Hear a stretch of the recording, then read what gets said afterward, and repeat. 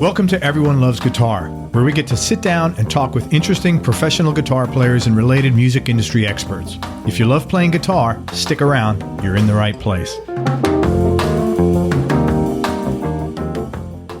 Hey, this is Craig Garber. When I'm not interviewing world-class guitar players, I'm busy helping clients with their marketing. In fact, since March of 2000, I've helped over 300 clients in 108 different industries all over the world sell everything from $20 books to $5,000 seminar seats and everything in between.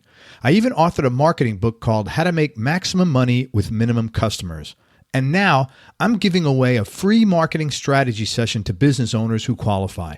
On this call, we'll discuss what's currently working in your business, specific sales and marketing problems you're struggling with, and I'll identify specific strategies you can use to overcome these problems and increase your cash flow.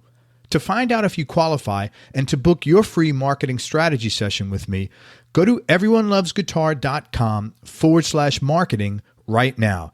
Again, to book your free marketing strategy session with me, go to everyonelovesguitar.com/marketing right now.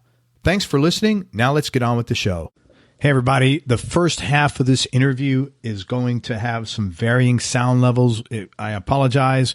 We're using a new software, and just the first half of this interview, the levels may be a little off between my voice and Harry Smith's voice. If you can hang in there, this is a great interview. You don't want to miss this. There's a lot of life lessons in this, and Harry's got a great story. Thanks for your patience. Thanks for your understanding, and see you in a minute. Hey, everybody, this is Craig Garber from Everyone Loves Guitar, and we're here with a great guitar player, really smart guy, pretty versatile, not just in playing guitar, but he produces, he does tracks, he does everything, does sessions, and he's a hell of a nice guy. We're with Harry Smith. He's from Elizabethton, Tennessee. Started playing guitar at age 12. Started playing professionally as a teenager in local bars in the Northeast Tennessee area. Joined his first traveling band in 1989, playing lead guitar and acting as a music director for CBS recording artist Benny Wilson. Moved to Nashville in the mid-90s, played guitar for country headlining act Clay Walker from 96 through 05. And in 06, he left the road to focus on studio work, both playing and producing. He returned to the road around 2013, playing lead guitar for critically acclaimed Americana artist Angelina Presley. In 2016, Harry began touring full-time with country artist Martina McBride, playing primarily acoustic guitar. He's also toured with Terry Clark, Canadian artist Dean Brody, Love and Theft, and several others.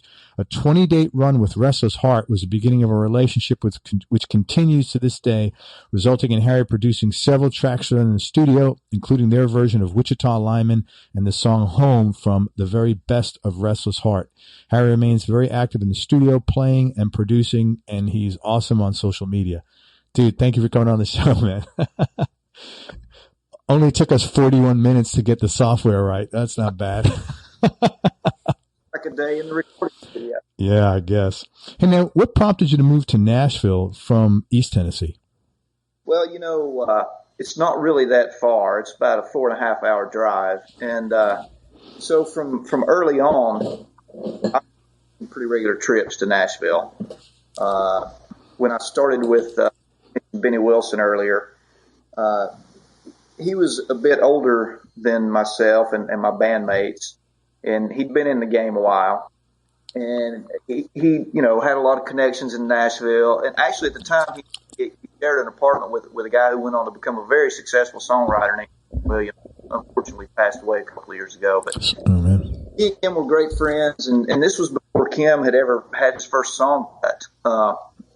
Kim went on to have like 20 number ones. 20 number ones? Yeah. Holy smokes. A bunch of Garth Brooks songs. Papa Love Mama, Ain't Going Down Till the Sun Comes Up, and a lot of stuff in that era, a lot of stuff in the early 90s.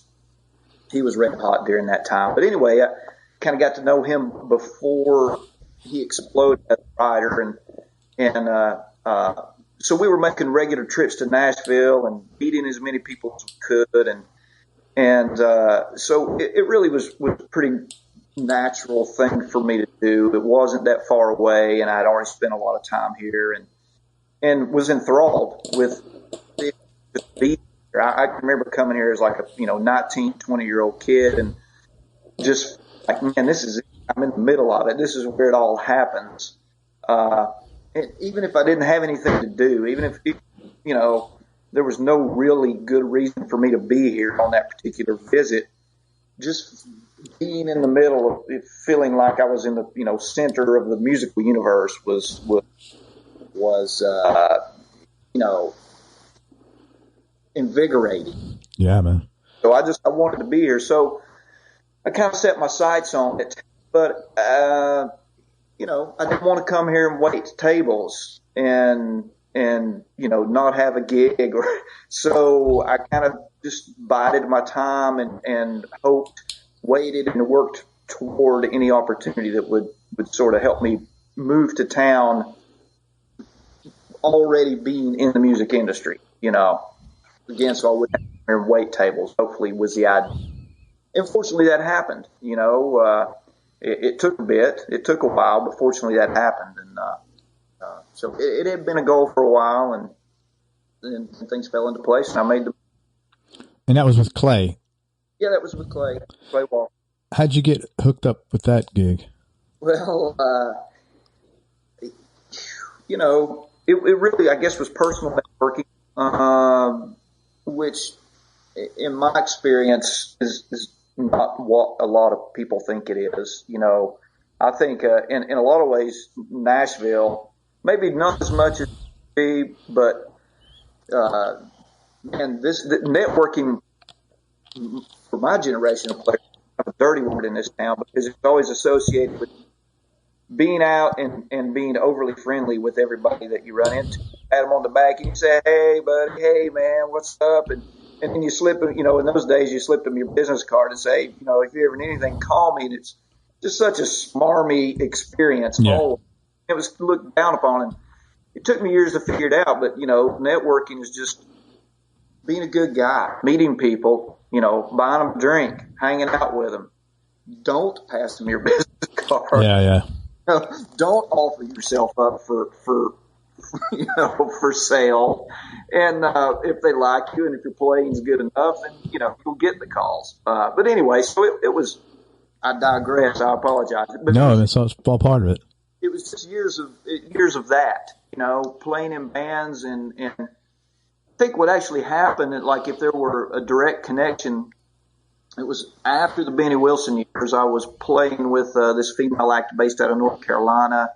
She had an independent deal and had a couple of videos that got a little airplay on CMT. And so we were making regular trips to Nashville with her as well. And we were going to some casino in North Dakota to do like a 4-day stand. And it was in the middle of winter, and the stipulations was we had to have a fiddle player just to do the gig. And we didn't have a fiddle player full time in the band. And so, we wound up getting this guy named Rob Brownfield. He played for Lori Morgan at the time, and they just happened to be off the road that week. And you know, she knew him somehow, or someone recommended him, and he did the trip with him and just subbed on fiddle, and you know, didn't know the material. It didn't matter. He just faked his way through it. He was a fabulous player. He did a great job, but I became friends with him that trip, and you know, it was probably a year later. He lived here in Nashville, and I did not. I still lived in East Tennessee. And were you playing music full time there, or were you working and playing music? I was playing music full time. Really, pretty much. I mean, I've done some side jobs really early on, like straight out of high school. You know, I had some part time jobs, but my first year of college, I started playing in a band as a part time job. And then after 3 years of college, I dropped out to play music full time. It's pretty much been so. That's pretty impressive. I mean, I don't know Elizabethton, but I'd assume it's not like a giant city by a long shot. Right. No, it's not. Small town, but it's the Tri-Cities area. It's Kingsport, Bristol, Johnson City, and Elizabeth, which is, you know, city limit. It's 1 mile between Elizabethton and Johnson City. Okay. So you worked that Tri-Cities area and you were able to put it together playing full time. Yeah. That's pretty cool. We played every Holiday Inn and Ramada Inn and Elks Lodge and Moose Lodge and VFW in that area, you know. Hey, whatever it takes, man. right, man. We played them all. We stayed busy. You know, we worked every weekend, and in those days we called them week jobs. Some of the hotel bars they would be like Tuesday through Saturday. So we played 5 and 6 nights a week sometimes. And but anyway, you know, back to Rob, like a year later, he called me out of the blue and said, "Hey, man, Clay Walker's looking for an acoustic guitar player. Are you interested?" And I was like, "Yes." You know, and Clay it was early in his career, but he was already hot. He was like his first 3 or 4 songs had gone to number 1 straight out of, and so I was aware of who he was, but the gig was for acoustic guitar, and I had never been an acoustic guitar player full time in a band. I started, you know, when I first started playing guitar, I only owned an acoustic. I spent 3 years playing an acoustic guitar before I ever even owned an electric guitar. But, you know, that was just strumming around the house and beating around and trying to learn how to play. And as soon as I could get an electric guitar, I was off and running with that. And I hardly ever picked up the acoustic again. So you know, I got the call for that, but it was such a great opportunity, I couldn't say no. Sure. And I had zero time to prepare. The audition literally was the next day. The audition was the next day? Yes. He called me like on a Saturday night. The audition was on Sunday afternoon. He actually called me and said, "Are you interested?" I said, "Yeah." He said, "Okay, hang by your phone." And of course, this was pre-cell phone days. He said, "Hang by your phone, and the tour manager will call you right back." And sure enough, within 10 minutes, the tour manager called me.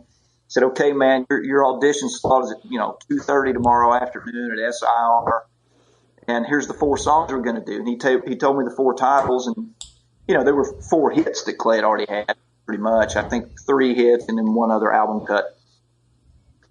We were in the middle of the largest blizzard that East Tennessee had in 30 years. And I'm not kidding. There was like 20 inches of snow on the ground. All the interstates were closed, shut down.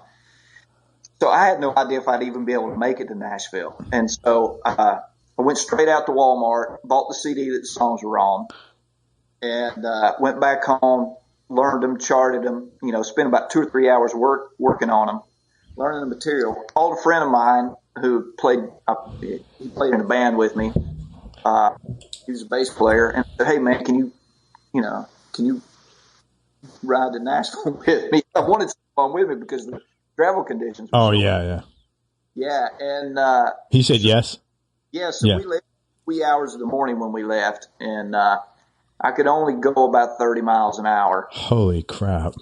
And even that was very treacherous. There were cars and trucks off everywhere, and it was a crazy trip. Drove all night. It took me 10 hours to do what's normally a 4.5 hour trip. And I remember exactly what time the audition slot was, but whatever time it was, I literally rolled into the SIR parking lot about 50. Had been awake all night driving, on treacherous roads. There was no snow in Nashville. It had, about Cookville or so, which is about an hour east of here. The snow petered out, and so it was fine here. But I was exhausted. I was too tired to be nervous. So fast, and went in, essentially got my guitar out of the case, said hi to the other band members, plugged in, played my 4 songs, put my guitar. Wait a minute, you plugged in? I thought you said it was acoustic. Well, yeah, but they had a direct box. Okay. I don't know how many guys they auditioned, probably 7 or 8 at least, I'm thinking, and I think they had one more guy to go after me. The tour manager came up to me and he said, "Hey man, great job." He said, where are you gonna be staying?" And I was staying with my friend Rob, and he said, "Well, don't go too far." And I said, it's pre-cell phone days. I didn't own a cell phone, but my younger sister owned a cell phone. Very few people had cell phones, though. And so I gave her cell phone number. I had it just for emergency use only. And before I even got to Rob's house, he called me and said, "Hey man, if you want the job, it's yours. Come back over here. We got to rehearse for a couple hours because we got to go in a couple of days." Oh my God. You must have been so happy, but so tanked out, man. I was high-fiving my buddy Kurt, and I was on top of the world because I'd wanted a gig like that for, I'd been pursuing it for several years, and it was a great opportunity. And, I was kind of in over my head. Didn't know what I got myself into. I'd never played acoustic guitar full time for a living. And, but it was exciting. It was exciting time. I was a much younger man. That's a great story, man. Thank you. Let me ask you this. I get a sense in talking to you that when you said I was waiting for the right opportunity, it's almost like I got the sense from you that you weren't just saying I'm waiting. Like you knew, like something's going to come along. I'll be patient and wait till it comes to me. Well, I don't mean to imply that I was not chasing things. Right. And I don't mean that in a cocky way. I just I got this sense from you, and I'm sorry, I don't want to cut you off. I just want to clarify that you knew that this was meant to be. And so you're going to have the radar open. And when opportunity's there, you're going to be on it. But like you knew it was coming, sort of. Well, maybe in a sense. I mean, I was a true believer. Maybe I was optimistic because, there definitely has to be some luck. You have to be prepared. What's the saying? Luck, preparation meets opportunity. Exactly. So, you got to be prepared, but then the luck, the opportunity also has to present itself, and that doesn't always happen. Why it happens for some and not for others, I don't know. That's one of the great mysteries of the universe, but I was fortunate that the opportunity did come along. But I think in those days, I was convinced that the opportunity would come. I was a true believer. I felt like it was my path. I was destined to be a guitar player, and I was chasing things, and I did have some other connections in Nashville, and I had briefly been in a band that had a record deal a couple of years prior, and that's kind of a whole another story. The record wound up never getting released, but that was an interesting experience, and the point being is I had already made a lot of inroads and had some opportunities come along that didn't quite pan out. I got close a few times, and so it wasn't that I was just sort of blindly believing that, if you build it, they will come. Yeah. I have a lot of reason to believe that, okay, man, if I just keep chipping away at this, the right opportunity will come along. And I think just the logical side of my brain was saying, you're making a living playing music. Keep doing that because you're honing your craft every night. Don't move to Nashville and suddenly, have to take a job waiting tables just to keep the rent paid. You'll be there. You'll be in the middle of it, but there's probably 8 million other guitar players there doing the same thing. Yeah. I felt it was a smarter move to keep playing for a living, not just playing in my bedroom, because there's a big difference in my opinion. Yeah. So, there's nothing quite like being on stage in the middle of it every night in front of people, in front of your bandmates, who are counting on you to hold up your end of the job. And, having that immediate pressure and that immediate feedback. You find out very quickly what works, what doesn't work, what your role is, how to fulfill that role in a band. And so anyway, I think it was, that was at the time, I felt that was the smartest thing for me to do, was just keep playing bars, keep doing the thing I was doing, and that an opportunity sooner or later would present itself. Yeah, and it did, man. I was fortunate that it did. So. Okay, so you stayed with Clay 96 to 2005, and then you elected to leave? Or did the gig? Okay. What prompted that? Oh, I can't say it was any one thing. There were several different things. Not the smallest of which, my son, who's now 13, sure, was born. So I made it about 6 months after he came along. And a friend of mine, keyboard player, he said something that stuck with me. He had a couple of kids that were already grown, and he said, raising your kids, he said, it's no dress rehearsal. You don't get a do-over.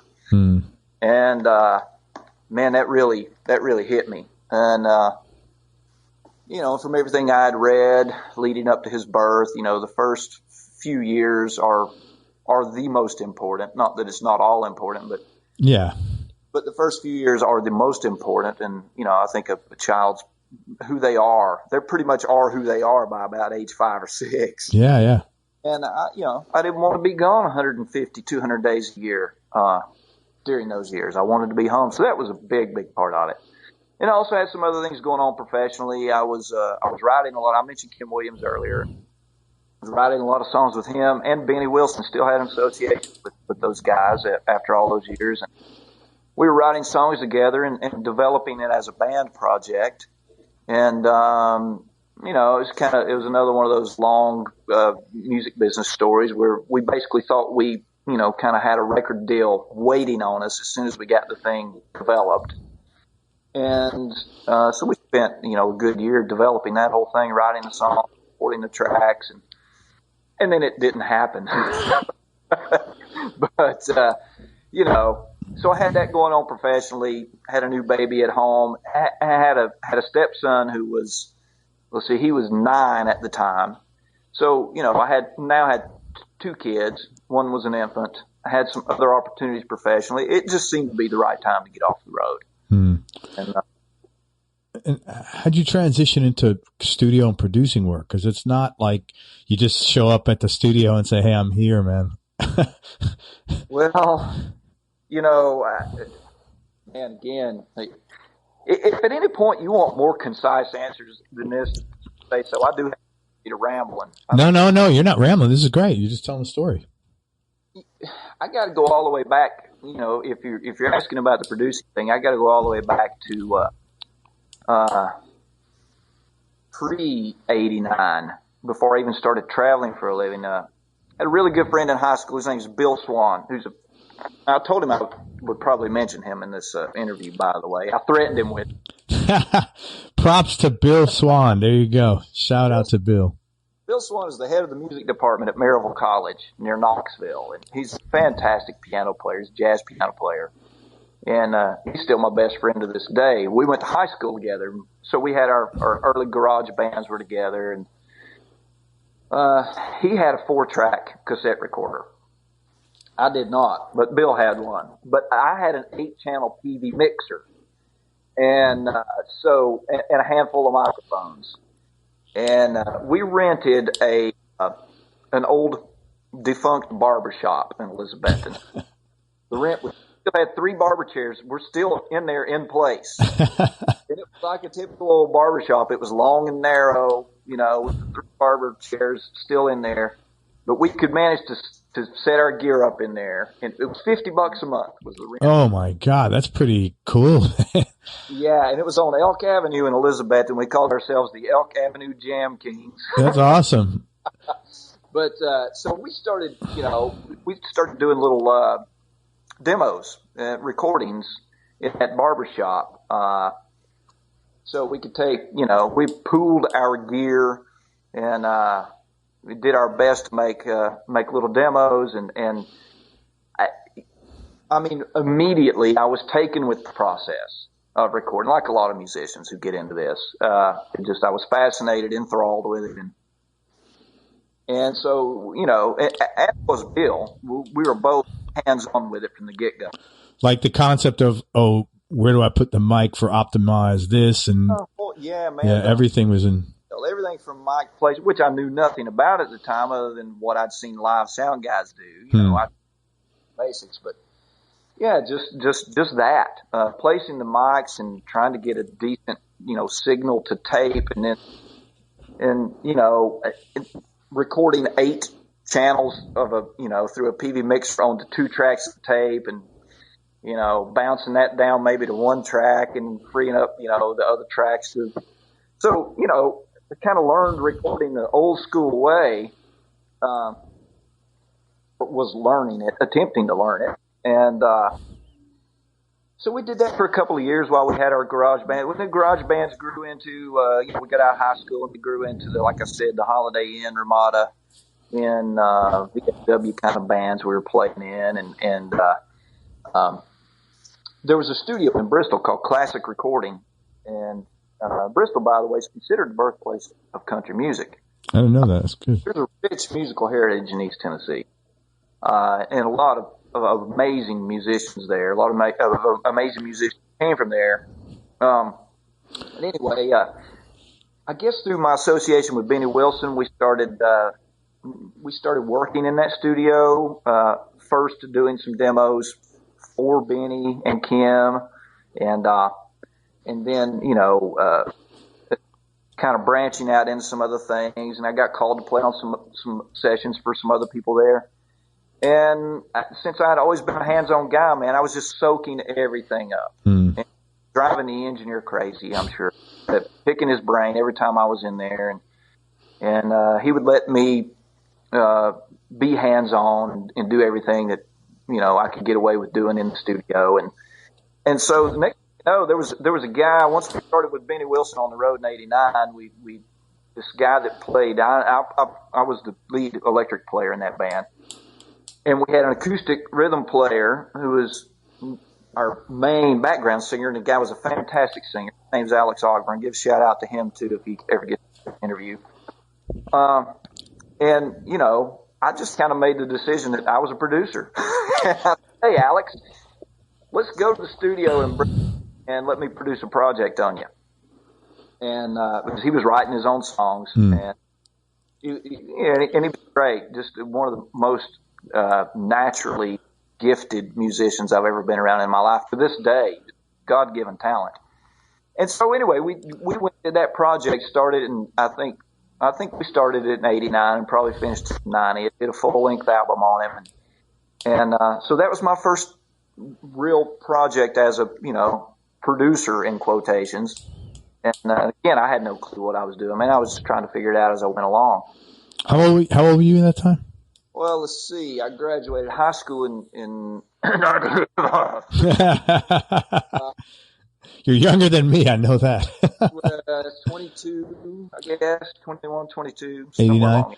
Yeah. So, man, I want to just pause for a second because that is basically the way you do things. I mean, a lot of people, like what I've seen in business, a lot of people sort of wait for the expert fairy in whatever. Right. They're waiting for the expert fairy to come in and burst through the doors and say, hey, man, here's my wand, boom, you're a producer now. That is not the way shit happens in real life, right. And I give you credit because it takes courage, but that's the way it works. You're like, hey, yeah, I'm a producer. Why? Because I can produce your album. I said I was. Yeah. No, but that's it. That's it. And that doesn't mean, and just to clarify for people listening, I'm not saying that you should call yourself something if you're not qualified to do it, but qualification in many cases just means that you're better than the guy you're working with. Yeah. Sure. And people get caught up, and I've seen this in business a lot of times. People get so caught up in like, well, I got to study this thing and study that thing. And you probably do, but if you just do the thing and make the mistakes, that'll give you a hell of a lot more experience than any of those courses you're going to take. And then you can take, you know what I'm saying? So I think I give you a lot of credit. That's it takes balls, but that's the way you do it. Well, I don't know that I deserve any credit. I think it was a lot of it was just, the brashness and the overconfidence of youth. Enthusiasm and excitement. But which is, I'll take a guy with enthusiasm over a guy with talent any day, right? That you're talking to him. Yeah, but do you want the guy that's like, melancholy and just like getting a paycheck and like going through the motions, or do you want the guy that may not be the most talented, but he's so enthusiastic he's going to figure out a way to get this shit done? Yeah. Well, you know what? I give all the credit in the world for that. That's pretty much a personality trait of mine, and that comes from my dad. That's great. Straight from my dad. It was always what you just said. I've heard him say 1,000 times. Just do the thing. Yeah. Whatever it is, man, it doesn't matter. You don't know anything about it, you'll figure it out as you go along. Or figure out it's not for you and you'll move on to something else. Just do the thing. And I think that's kind of always been my way. And so that's what led me into producing. And I kept going with it. Kept going. Still going with it. And it's still, I don't want to say it's the most rewarding thing, because I still love getting on stage and playing guitar. And that's probably still the number one thing. There's nothing like that immediate feedback. And when I'm not experiencing that, I crave it. If Yeah. I'm off the road for a few weeks, I can't wait to get back on stage. Not all guys my age are like that.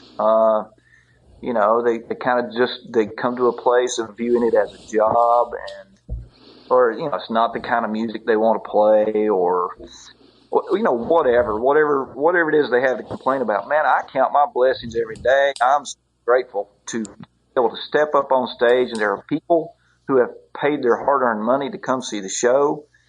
And, I'm part of that show. It may not be my name on the marquee, but that doesn't matter to me. Yeah. I'm part of that organization. I'm an integral part of it. And I feel nothing but blessed and grateful to be up there. And man, I get a charge out of it every night. I mean, the hair on my arms will stand up. When the house lights go down, man, and I'm getting ready to walk up on stage, every night I still get that feeling. That's awesome, man. And I think that kind of goes hand in hand with having an enthusiastic personality. You have, because I'm the same way. When I'm in, I'm all in, emotionally, mentally, energy wise. And, I think people like that have a pride of ownership in the work they do. Doesn't matter what, you said your name's not on the marquee. It's not about the marquee. It's about the work you do, and you're vested in it. And therefore it's got to have a certain level of, quality and integrity. That pride of ownership is awesome, Right on, man. It's that's so much of the gig too. And different gigs require different things. Like if I'm going to, for example, there's an artist I'm producing right now. I'm really excited about it. His name's Andy Brasher, by the way. And sometimes just for fun, I'll go play guitar with him. That's all about just jamming. I don't even know all his material.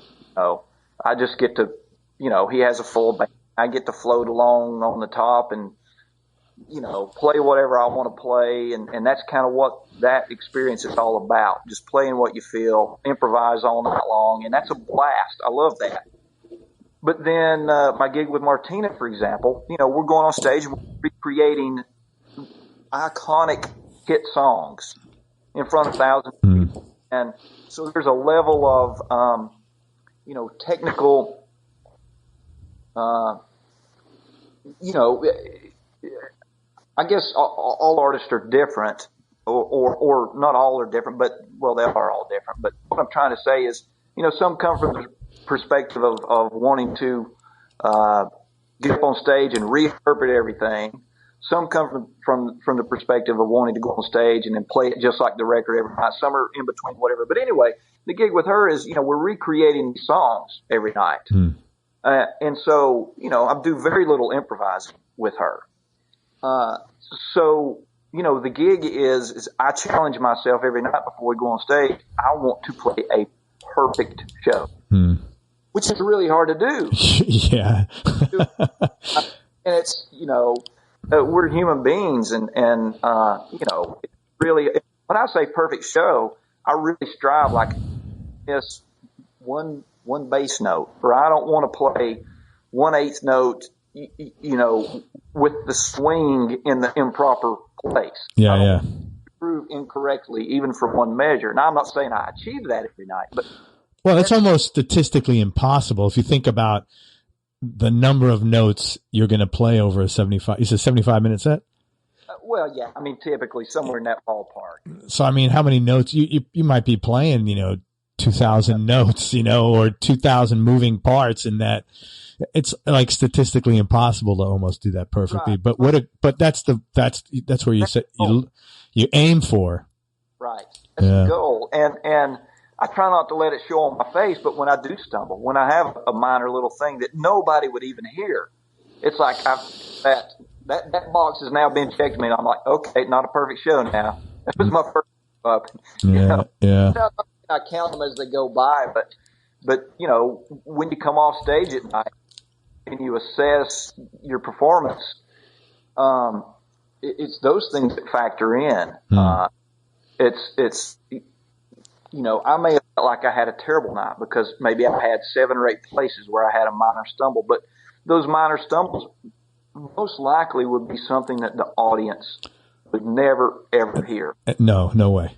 Even a guitar player in the audience, because you've got a full band. Yeah, it's not possible, man. Not just listening to the one guy. There's no way you would hear one little flow that he made, Unless she's plugged right into the soundboard, and all he's hearing is you. And even then he may not hear it. Right. It doesn't work that way. No. So you got to strike that balance between being able to accept your performance, be happy with it, and still have positive energy while you're on stage, yet hold yourself to the high standard of, striving for perfection. How many nights are you guys out, or how many days are you guys out with Martina? Well, I'm halfway into my third year with her now, and I guess we've averaged probably 60, 65 maybe. So that's great. So you get to do your thing, and it doesn't really creep on anything. 65 days a year is nothing to invade on the other things you want to do and be with your son. No, it's great. It's great. This gig has been such a blessing. I'm so grateful to have it. And it's an amazingly classy organization, top to bottom. That's awesome, man. Starts at the top with Martina and John. Yeah, they're wonderful people to work for. Couldn't say enough good things about them. And and it's busy enough to be a full-time gig, yet enough free time to still pursue all the things in the studio that I want to do and raise my son and have a little time for some recreation occasionally. Yeah, well, you're good. You seem pretty balanced, because I see you on Facebook, and you're pretty balanced. You put stuff on there like I remember you went away out. It looked like a lot of fun you were having and very relaxing. I think you were with your girlfriend and some maybe down in Barbados, somewhere in the islands or something like that. Yeah, that was Eleuthera. Yeah, I saw you guys look like you're having a good time, and I always see you with your son on there. Yeah, right now. That's good, man. Can't be all music all the time. Enough hours, my face buried in the computer screen, sometimes 18-hour days. Get so wrapped up into the music, you don't even break for lunch. You just work straight on through. And, so I spend a lot of days doing that. So I also try to balance it with getting away and shutting my brain off from it for as much time as I can justify. Good for you, man. Hey, you deserve it. What are you working on now that you're excited about? I mentioned Andy Brasher a few minutes ago. He's a singer-songwriter from Owensboro, Kentucky, which is not far up the road here. It's a couple hours north of Nashville. And man, he's just I couldn't say enough about Andy's talent. He's a true singer-songwriter. He writes great songs. He's an amazing singer with just this. If I could say anything about his vocal, it's he has the most honest, believable singing voice. Just when he opens his mouth to sing a song, you just believe every word he says. And he has that kind of voice that makes you want to hear the story he's telling. He needs to run for office, man. Yeah. Because when these guys open their mouth, you believe nothing that they're saying. You don't believe anything, but Andy's great, and you're producing him right now. I am producing him. We've been on this project a while. It's kind of the project that will never end, but that's okay. It started off. It's interesting. I actually have a co-producer on the deal, and my co-producer is a guy who has just an amazing discography. The guy's had an incredible career. Just won a Grammy, I think, maybe fourth Grammy. His name's Ross Hogarth. Awesome. And it was originally Andy. I had worked with Andy on a couple other projects in the previous years leading up to this, and he and I we decided to start a new project together. And very early on, we met Ross. Ross got interested in doing the project, so he and I are co-producers on the deal. And it's been kind of a slow moving deal because Ross lives in L.A. I'm here in Nashville. Andy's in Owensboro. So it's tough to coordinate three schedules, and we do a lot of work remotely. I work on a mix or do overdubs. I send them to Ross, and he works on them in LA, and he's doing mixes out there, I do mixes here, and it's just a whole back and forth deal. And we're all really busy with our careers in general, so it's not like we can just set aside 30 days and say, okay, we're going to work for the next 30 days until it's done. So it's been really slow moving. It's almost finished. We're so close to the finish line, and I can't wait till we are finished and we can get it out for the world to hear, whatever that looks like. I would love to get Andy a record deal. He deserves wider recognition. I mean, the guy he fits right in that same market as, you know, Chris Stapleton, Jason Isbell, Sturgill Simpson. He's firmly in that Americana kind of camp, you know, and it's somewhere between rock, southern rock, country. That's a weird name, isn't it? Americana. They never had that when we were kids. It was like, yeah. I don't dig that, to be honest with you, because it just seems like Americana as opposed to, I mean. Yeah, and it's a really big umbrella. I know, it's ridiculous. It's like, I have this guy coming on this show soon, and I said, he sounds like Jackson Brown. And he goes, I said, man, what are they? He goes, they put me in Americana. I'm like, yeah.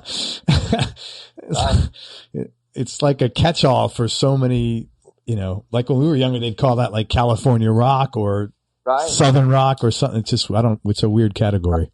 But if you're not pure pop or like hard rock. Yeah. It seems like a lot of categories, faded away. And it's like you said, a catch-all for like a bunch of different ones they used to have. Yeah. It's just what we used to call music. Yeah, it was like rock and roll. It used to be, right? Like I would listen to Jackson Brown, and I'd say, "Well, this is like California rock, but it's rock," you know? Right. Yeah. I don't know, man. Well, when do you think that'll be finished? Andy Brash's project. When do you think that'll be? A really good answer. You know, I'm hoping over the next couple of months. We, you know, got a couple of mixes finished, but it's all at that stage. But all the tracking's done. And everything's sitting in a place that's really close to being finished, and so hopefully really soon. Well, look for Andy Brasher, everybody listening, and Harry co-produced that. One thing cool about Nashville, like I notice, whenever there's co-production or co-writes, everybody's like really cool about it. There's never any like, oh yeah, it's enthusiastic. Oh, this guy, we co-wrote this together. It's not like, I co-wrote this, you know, like I guess maybe because there's no more royalties. That's why. It's like it used to be like, you know, I want to co-write. I don't want to co-write. I want to do it because I get paid. Now it's like that equation's been thrown out the window. But I just get the feeling in Nashville, all the time. I talked to like literally 120, 130 people there, and everybody's so cool about stuff like that. It's really nice. Yeah, I think there's a pretty strong sense of community here in Nashville, and that's cool. And you know, anything brings a set of challenges, of course, but the rewards can certainly outweigh the challenges in my experience. For sure, man. Yeah. Elizabethton, it's a small town. What was your childhood like growing up? Oh man, you know, kind of the really typical small town America, being a kid in the 70s.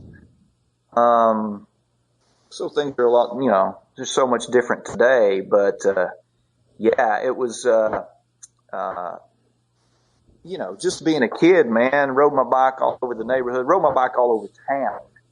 You know, there was no curfew. I left the house, summertime, I left the house in the morning and I would be back well after dark. And, you know, to this day, my dad still doesn't lock the front door. Wow. That is so cool. Maybe not so smart because things have changed a lot, but old habits die hard, I guess. So, I mean, but it was very much sort of the small town existence, and you know, in all the good ways. I mean that in all the ways. It was, you know, in those days it was a small town community. Everybody knew everybody, kinda, and safe.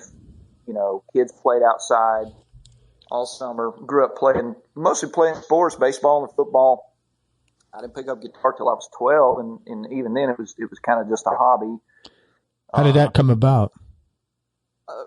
Well, my older sister, her name's Rena. She had an acoustic. And you're giving everybody shout outs here. I like that.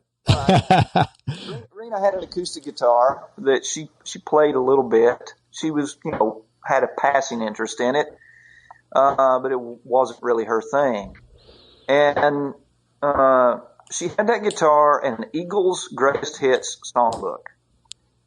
And, the songbook was, had the guitar boxes in it, which I figured that out somehow pretty early on, how to read those boxes. It's pretty self-explanatory. And, man, I picked the guitar up one day and couldn't put it down. I could not put it down. And I would sit and go through that entire songbook. I would play every song in it. And, and we had the record, of course. I'd drop the needle on that vinyl and play along best I could using that songbook and reading those chord boxes. And I couldn't put it down. And it for whatever reason, the instrument made sense to me. It kind of came to me pretty, and I was hooked. I was hooked immediately. And you had that guitar for 3 years before you got your first electric? Yeah, about that. Yeah, I think the first electric came when I was 15 years old, and it literally was a pawn shop, Strat style guitar. It didn't even have a name on it. And I mean, it really was, it was terrible. It was horrible. You couldn't even, not that stay in tune, you couldn't tune it. It was terrible. Yeah, I think I paid like $20 for it. Was it a Gibson?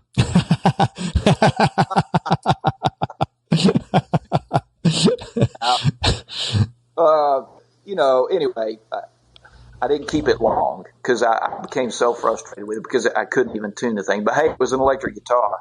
I could plug it in and make noise. And I had another, a friend of mine who had a really cheap, really terrible little amp. I can't remember the brand name on it. And it was sort of on long-term loan. And I would plug that thing in. I could make noise. And that's about all I could do was make noise. I could make on it. But about another year later, I got frustrated with it, kind of put it aside because it sounded so bad and was unplayable. And about another year later, a friend of mine was selling a guitar, and it was a decent guitar. It was a PV. It must have weighed 35 pounds. A PV what? P60. Wow. A PV. It's a guitar? Yeah. What did it look like? A double cutaway, 2 humbuckers, had about 9 switches on the back, 4 or 5 knobs, and but the body was really wide. It was almost as wide as like an acoustic guitar. It was like a big body, and it weighed a ton. Oh, wow. And, I think Jeff Cook from Alabama played one at the time. And anyway, a friend of mine had one, and he was selling it, and he agreed to put me on the easy payment plan. So I bought that guitar from him. And were you working at the time, like part-time job? No, I was I think it was a sophomore in high school, so no job. I was playing football, baseball in high school, and there was no time for a job. I was just being a kid, but I wanted a decent guitar, and that guitar was actually playable and stayed in tune. It actually was a pretty well made guitar. So that was my first real electric guitar, and you need really wide strap to hang on to the 35-pound thing. Good Lord! So was you and your sister growing up, or was there other brothers and sisters? 2 sisters. 2 sisters. Yeah. You're the only one who wound up playing music? Yeah. No, don't really know where it came from. Neither of my parents played music, neither of my sisters. It just, I don't know, man. It kind of came out of nowhere. What kind of work did your folks do? We were a working class family. My dad had lots of different jobs over the years. I couldn't pin it down to any one thing. But, we were always well provided for and got along just fine. I think I was largely unaware of what we didn't have. That's great. Yeah, that's really cool, as opposed to being painfully aware of it. Yeah. Right. Yeah. I think if you grew up in a place where you got the other things like the love and the safety, you know, that's all kids need, man. Yeah, absolutely.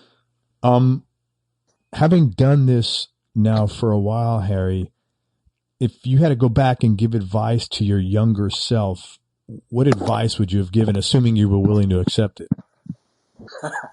Well, right. That's, you know. That's key right there. Yeah. Because I think my younger self wouldn't have accepted advice, especially from a 51-year-old man. Who are you, dude? You some old guy. You're not with it. You're not cool. You're too old to know what's cool. So I know what I'm doing. Yeah, I was definitely too full of myself, and I mentioned brash and overconfident a couple of times. I think were polite ways of putting that. I was completely full of myself as a young man. Thought I was going. I thought, man, I was going to move to Nashville, and within a year, I was going to be writing and producing, hit records. I was going to take the town by storm, and I found out differently. But it was just a good dose of humility would probably have gone a long way to my 22 self. So that mostly. So you would have told yourself to just chill out and be a little more grateful. Yeah, I hear you, man. Most definitely. Hey, let's talk about gear for a few minutes. I told you at the beginning of the call, I love that Seafoam Green Strat you have, but what's your go-to guitar right now? What other two guitars would round out your top three? I know you got an acoustic you love. Yeah, if I'm allowed to break those up into acoustic and electric, because sure, man. My go-to acoustic guitar, I'll start there, is made by a guy named Hobbies. And cool thing about that, well, first off, he's one generation. Everything is done by hand with great loving care and skill. He's a fantastic guitar builder. Where's he out of? Well, that's the interesting thing. I played Little League Baseball with this guy. Holy smokes. So he's out of Elizabethton? Yes, he is. Yeah, and he still that is so cool. Yeah, and he still lives in the Northeast Tennessee area. He lives out in the country up there now, I think maybe in Fall Branch. He's moved a couple of times. But anyway, he's not right in Elizabeth. He's still in the area. His shop is in his basement, and he does everything by hand. But, I mean, it's a legit shop. The guy builds amazing acoustic guitars, sells them all over the world. I know he sells a lot of them to like Japanese collectors, but they're great, great, great guitars. And he was very kind to build this guitar for me and give it to me when I first started with clay. And that's very cool. Fell in love with it immediately. I actually have two of his guitars, but the one I play every night on stage and every day in the studio. It's just a fantastic guitar. It's got a lot of years of use. It's almost 25 years old now. Oh, that must be beautiful. Yeah, and it's a one-off. Also, it's not like, he doesn't make that design anymore. Like over the years, he's developed sort of a lot of his trademark design, both aesthetically and from a sonic standpoint. So he doesn't even build this guitar anymore. It was truly just a one-of-a-kind, serial number 14. That's awesome. So I guess it's the 14th one that he built to sell. So it came from very early on in his building career. So I'm really proud of it. It's a great guitar, and you should check him out. It's TonyVinesGuitars.com. Awesome. And it's just, I couldn't say enough good things about him. And it's just cool that I actually grew up with the guy. Oh, yeah, that's awesome, man. And he's a great player as well. Great player, singer. He plays a lot of fingerstyle guitar, kind of, experiments with a lot of open tunings and stuff. And he's fantastic. I'm actually mixing his album right now. Dude, you're all over the board. I've mixed a couple of his albums and doing the next one now. And it's a labor of love because it's, a great relationship with the guy. I love working on his music, and it's great music. That's cool. Great guitar builder, great player, great singer. He was a great drummer at one time. I know he's rusty. He's kind of giving the drum up, but just a multi-talented guy. So anyway, check him out, Tony Vines Guitar. TonyVinesGuitars.com. So that one is hard. I have another story about the guitar real quick too, man. Actually, about a year ago, I was on the road with Martina. We were playing in southern Nevada, or Utah. Where were we? Utah, at an amphitheater. And we came off stage. It was the last song of the night. We came off stage. We're getting ready to go back for the encore. And I came off stage left, and this amphitheater was kind of like a mini Red Rocks. It's called a It's called what? Tuacahn. Tuacahn. Yeah, and so the stage is kind of built in this canyon, and so I came off stage left. It's completely dark behind the stage. I need to re-enter on stage right because the first song of the encore, Martina would start at a cappella, and then the band members would kind of filter in one at a time as we come in to make our entrance into the song. And so I exited stage left, and lights go down. It's totally dark, and I'm trying to hustle around the stage right, back behind everything, so I can re-enter from stage right. And there was a 5-foot deep hole, solid rock, and it was not lit. There was no tape around it. There was no nothing, and I didn't see the hole. Holy crap!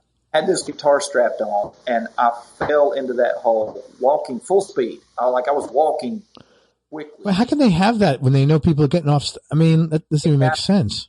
Boy, I could probably make a big deal out of it if I wanted to. It bashed my guitar. I fell straight down in the hole, hit on my feet. So amazing, it didn't break my leg, but I pitched forward and slammed into the rock facing of the hole.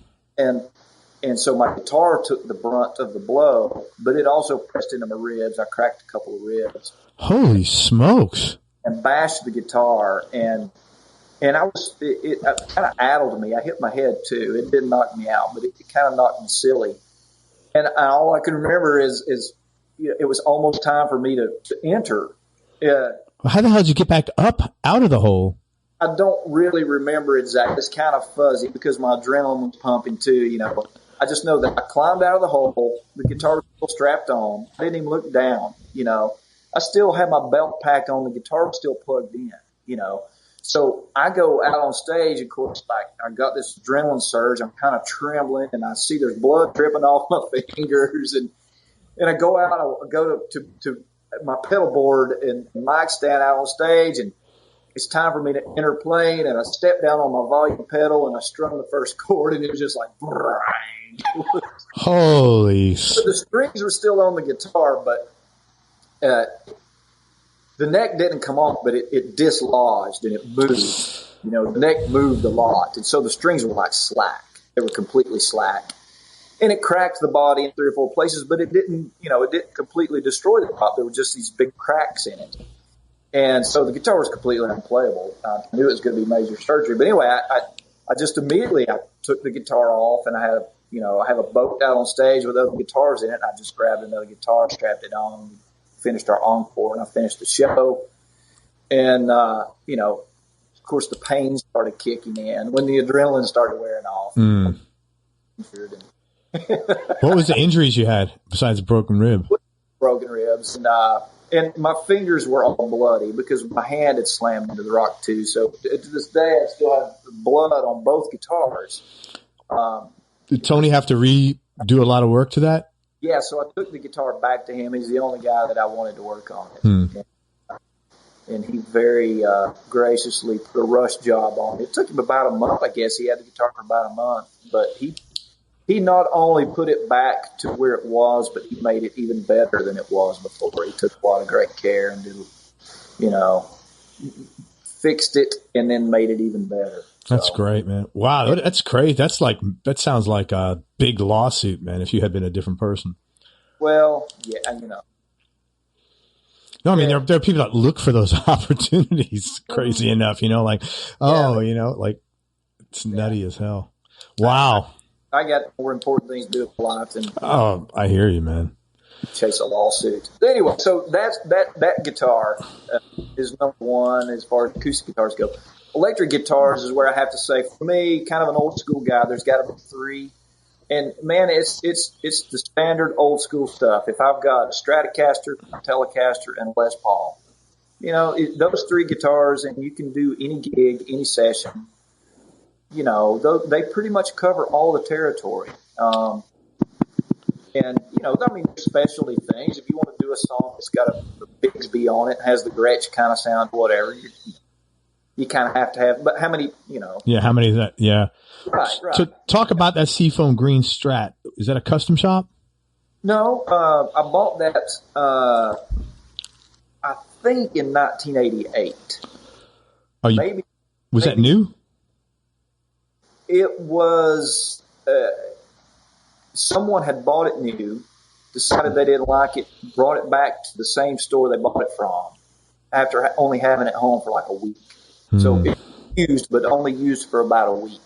So I got it at a used price, and it was new, and it may have been the first or second year. I don't know. I don't really keep up with the whole. I'm not crazy like some guitar players are about vintage guitars, and this year the headstock looked like this. I had these kind of serial. I don't keep up with all that stuff. I play them, man. I know a little bit about it, but the guitar was it was the first or second year that they started making them in the United States again and doing the American standard thing. Oh, it's a Fender California? Well, no, it's not a California, but it does have the Wilkinson roller nut on it. Oh, that's cool, man. Verso locking tuners and the lace sensor pickups, and like almost immediately started making a Jeff Beck model, which was basically the same guitar that I had. In the Seafoam Green, locking tuners, roller nut, the whole deal. It became the Jeff Beck model, but mine is not technically the Jeff Beck model. It's crazy. You can't get that color now unless you're buying a custom. And I hate that because, I'd love to have a Fiesta Red and a Seafoam Green unless you're buying a custom guitar or you find one on eBay, which then, you got to take a gamble, get it shipped. Is it legit? Is it even feel good? Whatever. I love that color. It's gorgeous, especially because I'm like you. I play a rosewood neck, and man, I love your guitar. Well, I love it too. Guitar is a very personal thing. What feels right to one guy doesn't feel right to another. You know how guitar too. You can grab 100 off the shelf, and they all sound different. Sure. But that one just felt right to me from the get go, and so it's hung with me all these years. And it's hard to believe, man, that guitar is like 30 plus years old now. Yeah. In my mind, it's still kind of a new guitar. I'm like, oh yeah, I bought that one new. That's just a new Strat. Well, it's 30 years old. It's vintage. That's great. Yeah, it is. I guess they call it vintage. But, to probably some 25-year-old kid who, he would look at that guitar and think it's ancient. Yeah. Yeah. Oh, I'd love to get a guitar like that, man. That's awesome. So I have another Strat too that I bought 1 year after that one, and it's a red one, and with a maple fretboard. And, those are the two that I really hung on to over the years. I've had tons of other Strats, but those two have kind of been keepers. What's your main amp of choice? I don't know that I have one amp of choice. Like, if I had, Desert Island amp, I guess, if you want to call it that, or like if somebody said you can only play one amp for the rest of your career, it would probably be a Fender amp. Vintage? Well, if I could afford one, but even that's so tricky, man, because, they're all different as well. Oh, yeah. I have a reissue Bassman that I picked up really cheaply, which sounds fantastic. It's just, it's a 410 Bassman combo, and it's an amazing sounding amp, and they take pedals so well, or they sound great without pedals. And those amps are so versatile. If you got a couple of good pedals and good Fender amp, you can do any kind of gig, any kind of music. Now, will it be the ideal amp for, a particular gig? Maybe not necessarily, but it will do any gig. You can do anything with a good Fender amp. At least that's been my experience. I have other amps. I've got a really cool Bad Cat, which is a beast. I don't like to haul it around. It weighs 95 pounds. Holy smokes. So it mostly stays in the studio. Yeah. I get several Fender amps and a bunch of other amps, a bunch of stuff, but probably a Fender if I had to pick one. And it could be a deluxe, it could be a baseman, it could be a super. I mean, they all sound great. They all kind of have their own thing, but you can make all of them work. So they're not one-trick ponies. Hey, do you remember, excuse me, the first CD you ever purchased? Yeah, I do, actually. What was it? Was it a CD or a record, an LP? Oh, well, now, I thought you were talking about CDs specifically. LPs, I do not remember, but I did have quite a collection of vinyl. My parents had a great collection of vinyl. You know, neither one were musicians, but I would have to say, especially my dad was a greater than average music lover.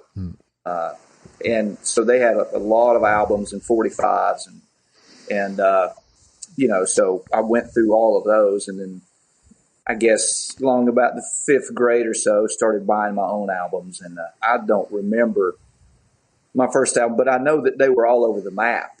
I know that, you know, stylistically, my tastes were everywhere. But, you know, I think FM radio in those days was totally different, man. It led to that because they played a wide variety of stuff. And I remember in the 5th grade, I had, you know, Fleetwood Mac and the Eagles and Earth, Wind and Fire. Right. And the Commodores. And, you know, I mean, really, man, it was just Glenn Campbell. It just they play all that on FM at the same time. Yeah, you know, it was anyway. So I do not remember my first album. I remember the first CD because that was, you know, it was notable. It was the new technology. What was it? And it actually was the first road band that I was ever in, traveling band. You mentioned him earlier. We talked about it a little bit. It was this guy named Benny Wilson. And I no longer was in his band. I had gone on and I was doing some other things. But he was still making music, and he had put out an independent CD. And I was, you know, a friend and a fan. And so his new album was actually the first CD that I bought. That's really cool that when, like, I always try to support it, got like guys I know and whatever. It's kind of a cool thing to do. Yeah. What would you say your top 3 Desert Island discs would be, in no particular order, and just for this moment, you know, knowing you could change tomorrow? It's not like a permanent. Right. That is the qualifier, right? Just because by this afternoon, it's likely to be 3 days. That's a tough question. Oh, of course, man. Especially like at our age. It's not like we just started listening to music last week. What mood are you in today? Yeah, right. So, yeah, you know, and again, man, I like so many different styles of music. That's really, really tough question. But as a guitar player, you know, I'm trying to think like a guitar player right now. I'm probably going to want some music that has some guitar playing in it. Because even if I'm not in the mood for it tomorrow, by the next day or the next day stuck on that island, I'm going to want to hear some guitar playing, right? Oh, yeah. Absolutely, man. I'm going to say probably Robin Ford, Talk to Your Daughter. I think that's his most popular record. Yeah, you know, that was the late 80s. I don't remember what year it came out, but I still listen to that one. That album amazes me. His guitar playing amazes me. Stevie Ray Vaughan, In Step. Great album. Yeah, probably his, you know, in my opinion, his best overall album. You ever get to see him? I did, actually, yes. Where'd you see him at? I saw him in Johnson City, Tennessee, Freedom Hall Civic Center. Who opened up? Lonnie Mac. Oh, what a good show. That's pretty cool, man. Yeah, the Wham with that Memphis man. Yeah, he was badass, that guy. It was great. And I have a Stevie Ray story about that day. Yeah, man. Now, I believe that, you know, I kind of caught him at a low point of his well-documented, you know, substance abuse struggles and stuff. So in fairness, I'll say that. But I was a huge fan as a young guitar player. This must have been 87, I think. Maybe 86. Somewhere along in there. Anyway, and my girlfriend and I at the time, we went over to, I had tickets already. It was festival seating in those days. Most of the What does that mean? Oh, like open? Yeah, the seats weren't reserved, at least on the floor, or maybe all over the whole arena. But there were no seats on the floor. It was all standing, and they would put barricades up a few feet back from the stage, but it was first come, first serve. Went through the doors, ran down to the floor level, and get as close as you could get. Well, I wanted to be front and center, so we were the first people in line. Like Oh wow, 2:00 in the afternoon for whatever it was, an 8:00 show, and we kind of did that in those days. We would go get in line early for concerts, and there would, usually by the mid-afternoon, there would already be a decent line forming, 100 or so people. And, well, there was nobody there. That's cool. There was nobody. It's like Stevie Ray wasn't a household name, So we were the only two people in line. There was not a soul, or the place was deserted. And and I felt pretty confident that nobody was going to be there for a while. So I told my girlfriend at the time, I said, hey, let's go around back and, see what's going on, see if we can get a look, see if they're here yet or whatever. So we walked around back to where the loading bays were, and just coincidentally, the bus pulled in almost 30 seconds after we arrived around, behind the arena. Here comes the bus pulling in. And within just a couple of minutes, here they all filed right off. Chris Layton, Reese Winans, Tommy Shannon. And a couple other guys with him, crew guys, tour manager, I don't know what. And Stevie Ray was he was the last guy to file off the bus there. They got off and they just kind of single filed, and they looked pretty road worn. And, even as a 19-year-old kid, I could see that. And anyway, so they didn't even acknowledge us. But I had a Guitar Player magazine that had his picture on the cover and a Sharpie in my possession. And so they went inside, and I'm standing there awestruck, didn't know what to do. I didn't speak. I didn't yell at them. We just watched them walk in. But the big loading bay doors were open. And within just a few minutes, you can hear them making noise in there. They're starting sound check, And, I don't know. We stood there maybe 10 minutes or so, and the music died down. And here comes Stevie Ray, walks back out the loading bay doors, and he's 10 feet away from where we're standing. And I'm completely starstruck and awestruck. And I had no clue what to say, and I wanted to be respectful. And he's standing there, and he just kind of looks up and half nods at my girlfriend and I. And I held that magazine out and the Sharpie in the other hand, and I said, Stevie Ray, you're awesome, man. I said, would you mind to sign this magazine for me? And he looked and he said, not right now, man. I got to go do sound check. Oh, man, how disappointing. I was crushed, man. I mean, it wasn't like there was a group of people there, it would have taken him 5 seconds, but for whatever reason, he did it. That's surprising. Maybe because he was high or what? I don't know. Who knows? Yeah. And like I said, I cut him slack. Yeah. But at the time, I was so disappointed, but not to be, Wow. Yeah, that is disappointing. Yeah. Giving up. So we went back around front, got back in line. Well, I got back in line. There was nobody there. We just camped out by the door and just waited. And so finally, hours later, when the doors opened, we ran through. And by this time, of course, there were people in line. We ran through, went down, and sure enough, I was able to get front and center. I got right up against the barricade, right in front of his mic stand. And so when he came out and started playing, it almost, you held up the magazine. I didn't hold the magazine up, but it almost felt like it was an acknowledgement and an apology, because when it was in his first song and he stepped around in front of his mic stand and kind of came towards the edge of the stage, playing a guitar solo. And in the middle of the solo, he looked down at me and kind of winked and nodded his head like, I see you there, man. Oh, that's cool. And so, didn't get his autograph, but I got a wink and a nod from him. Yeah.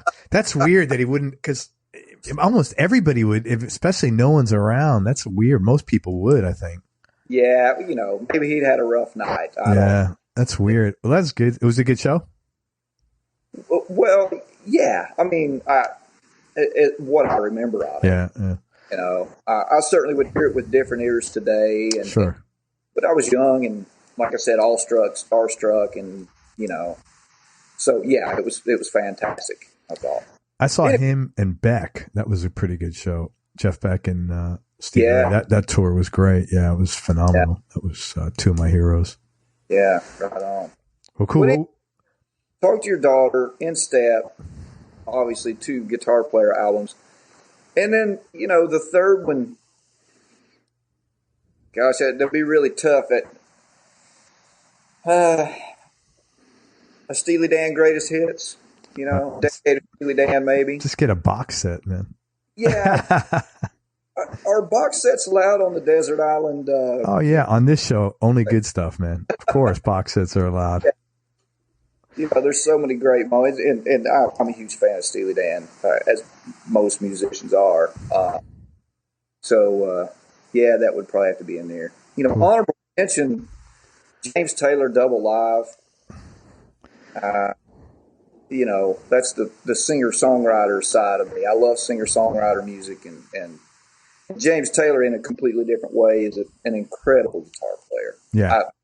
Even though he does get recognized for his playing, I don't think he gets recognized enough. I guess that's not his. You can only have so many, quote, strengths, so they pick his strengths, probably. You're only allowed to be called a genius. Yeah, you can't be a genius in 2 areas. Yeah. Yeah. Well, he's to me, he's a genius songwriter, genius singer. Oh, great songwriter. Yeah. You know, he's every facet of the game. He's a genius at. But yeah, you know, so many. He was coming down opening for Bonnie Raitt here like a couple of weeks ago, but Bonnie canceled the.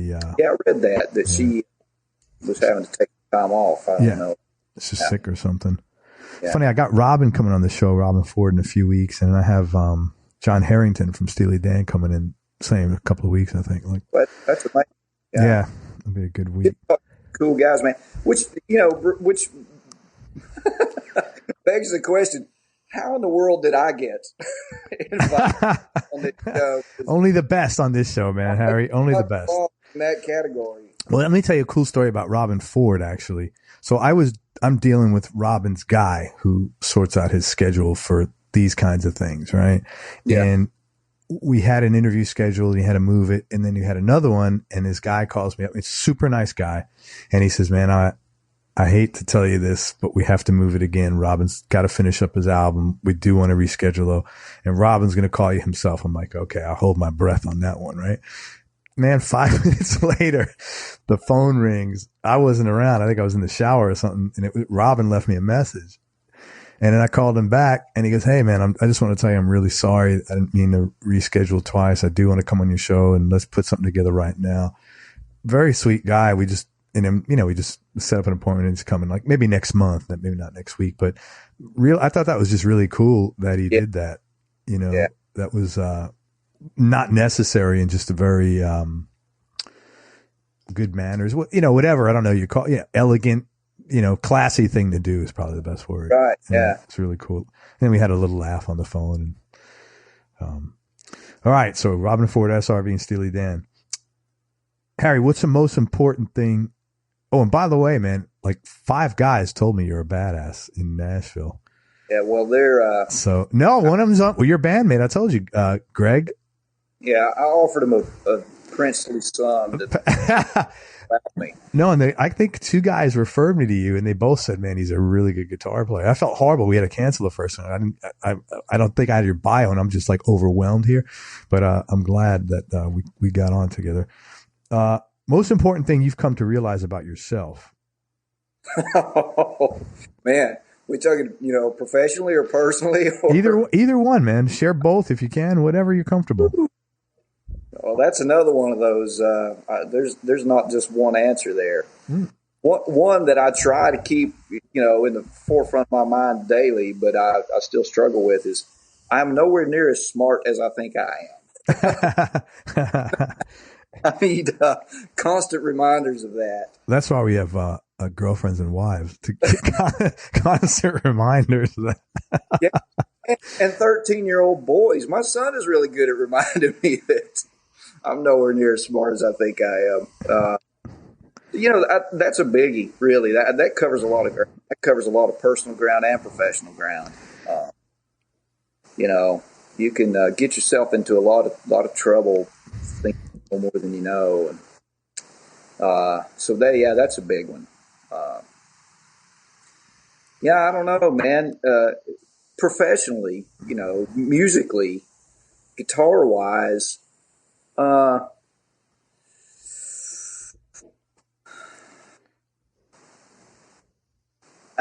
think another big one, this really applies not just to music, but to all areas of life as well,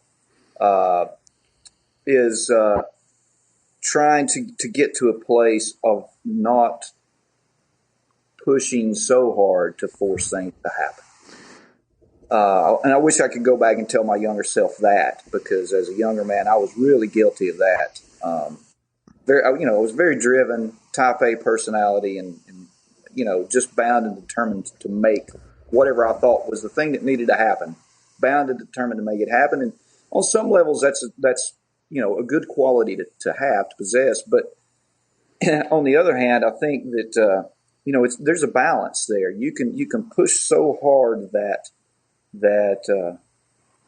I don't know how really to articulate it, but it's like the universe knows, like, no, man, you're trying too hard. That's not how things happen. When things are meant to be, they tend to fall into place more easily, or they come out of nowhere and fall in your lap, or seemingly so, Yeah. And if you're working that hard to make something happen and it's such a struggle, then I think, the point I'm at in my life now, it's usually more of a sort of like a little nudge from God, if you will, to say, hey, this is not really what you need to be doing anyway. So I tend to be a little more, and I don't want to say passive about the whole deal. I don't just sit here and wait for the phone to ring and, wait for the winning lottery ticket to show up in my mailbox, but, just not pushing so hard to make it all happen all the time. Let me ask you something. I've come to that realization over the last few years myself, and it's been a very positive change for me, because a lot of stress left me when I changed that. Yeah. And I'm the same way. I'm driven. I want things, and just like you, I didn't have anything, so I always had to get at it, but stopping that, it's been like a blessing, man. Really a big change. What made you, what was the trigger for you to get that? I think be hard to pin it down to one thing, but I think going through some pretty serious life changes in my early 40s, a divorce with children, feeling like your life is coming apart.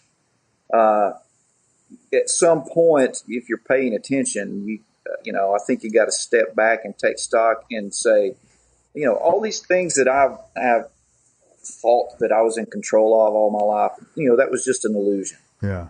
They don't really have control anyway. Yeah. So it's it would be much to my benefit to recognize that and just step back and chill out. Wow. That's amazing. And I'm not saying that didn't happen like flipping a switch. I think that's a process. It's an evolving process. It's still ongoing to this day. But sure. I think also if you're a spiritual person at all, that that's a big part. That's a big part of what falls under the umbrella of faith and trust. It just recognizing that you're not in control. And I really don't even care what religion you ascribe to. Yeah.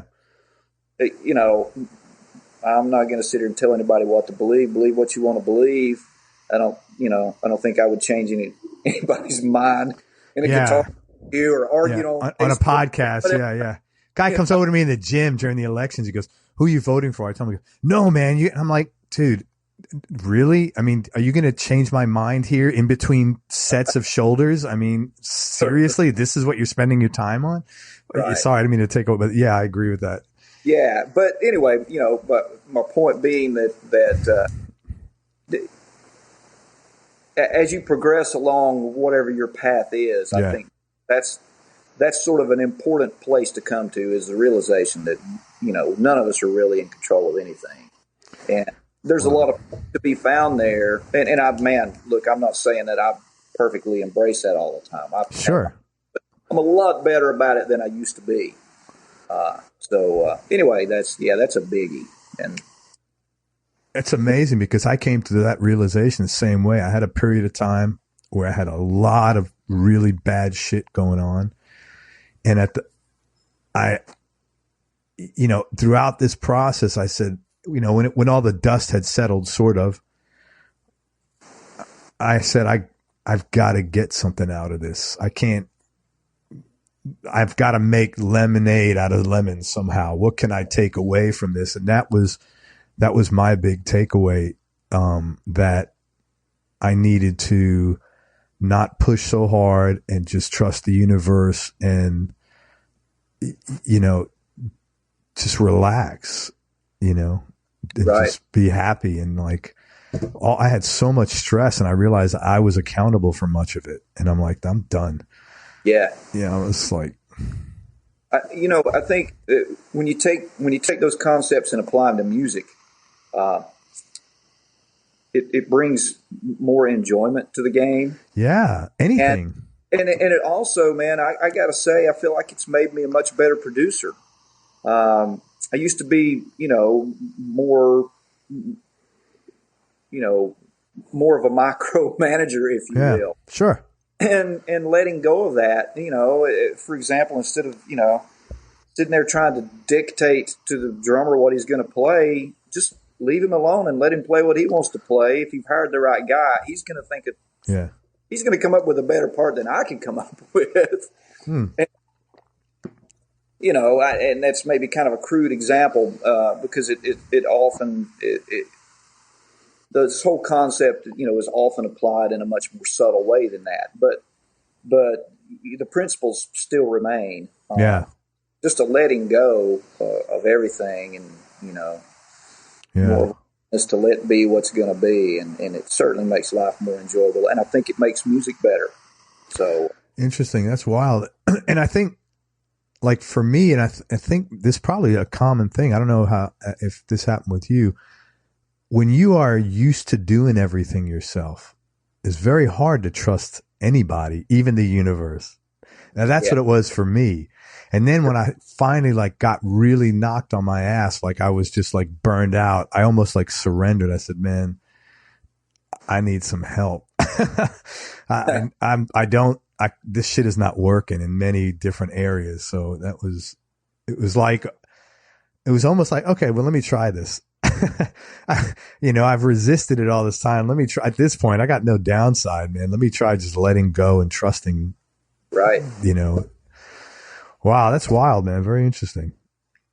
I'm fixing to wrap up after that. That was pretty deep. Person who's had the biggest influence on your life? That would definitely be my dad. Yeah. Is your dad still around? He is. Yes. That's great. You get to connect with him often? Yes. Pretty much every day. Oh, that's great. Oh, that's really cool, man. Talk regularly. He's still my best friend. Awesome.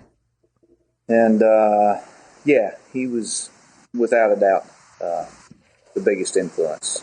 That's awesome. I have a question here. Single or in a relationship? I know you're in a real nice relationship. Yes. I have a great girl. And you've been together 3-4 years? 3 years. Great, man.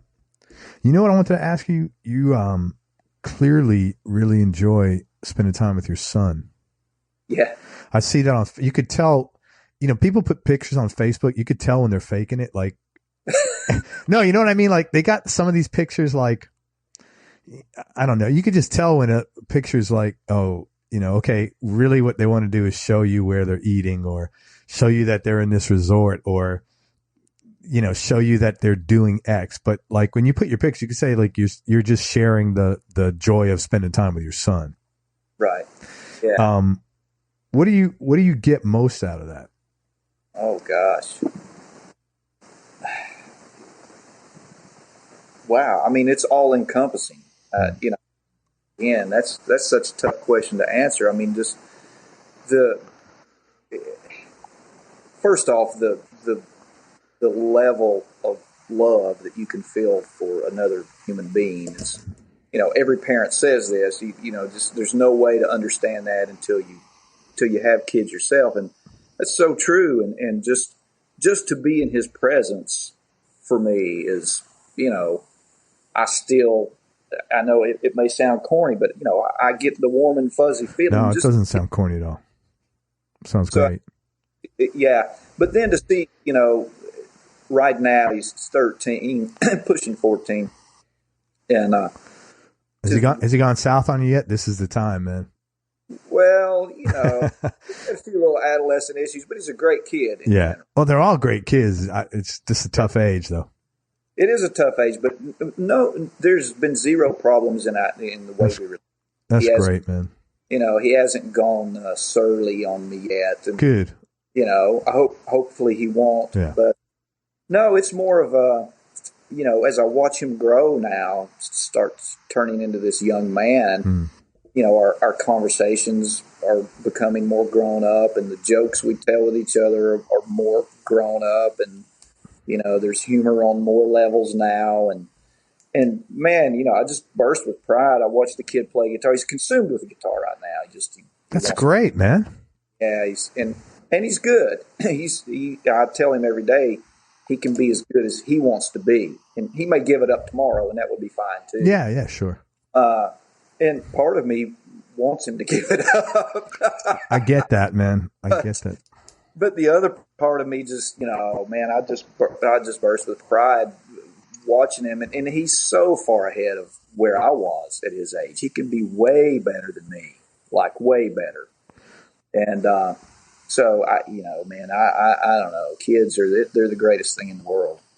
That's great, man. It's nice that he plays guitar. It's another thing you could bond on at a totally different level. Yeah, we bond with that, and you know, there's other things in our lives too. But he's become so consumed with music lately that has really become the main thing that we do together, and it's a lot of fun. I'm having a great time with it. I'm actually becoming a better guitar player, you know, through trying to teach him things and show him things, because it causes me to stop and think, okay, now what do I really want him to take this thing we're talking about? Or what's really important about this lick or this, you know, whatever it is I'm showing him, and you know, trying to teach him the subtleties of the instrument, and not just the, you know, the brute force, put your finger here and, you know, strum like this. So having to stop and think about those things is actually a great way to learn yourself. There's teaching something I'm convinced is the greatest way to learn it. I experienced that with my older boy. I have a 22-year-old as well, who's my stepson. He's not musical at all, which is great. He's getting ready to go away to law school. I'm super proud of him. That's great. Well, and, you know, it was baseball for us. We bonded over baseball. And I coached all his teams until, you know, he got into high school. And even though my older body couldn't do it, you know, I physically couldn't do the things that I was teaching him to do as well as I could when I was 18. Sure. I'm still far better at doing them through years of teaching him, you know. So very cool. Me coaching baseball, and it really applies to guitar as well. That's great, man. It's good to hear. I ask you two more questions, Harry. Any hobbies or interests outside of music? Sure, yeah. I'm an avid cyclist. Oh, cool. Yeah. I've been doing that, you know, off and on, mostly on, really since I was about 18. So a lot of years and a lot of miles on a bicycle. Like road bike or mountain bike? Yeah, road bike. That's really cool. How much do you ride? That's awesome. Well, you know, I go through peaks and valleys, of course. With all training, yeah. Right, training and how busy my schedule is or not. And, you know, when things are going well and I'm getting a lot of riding in, I might do, you know, 30, 40 miles a day. That's really cool, man. 5 days a week. So that's probably like an hour and a half for you? Yeah, you know, you average close to 20 miles an hour. That's great.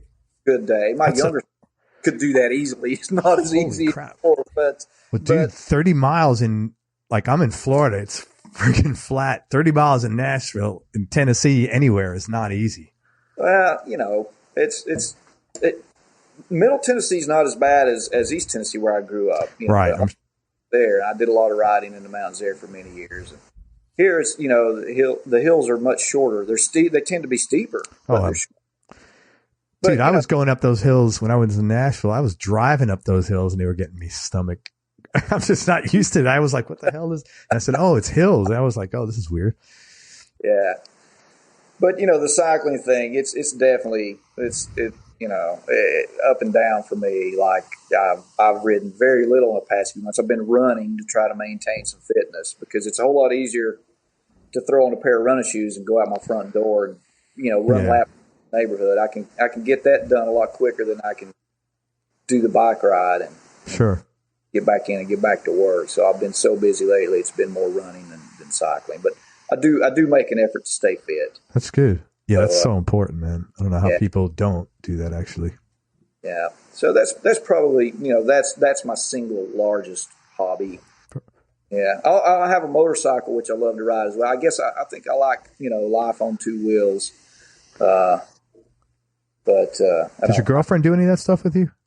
Yeah, okay. Yeah, she loves to ride a motorcycle with me. We try to get out whenever we can and take a nice couple hours through the country. And so we do that. I was going to say, there must be some beautiful country roads there. You can enjoy that. Yeah, there are.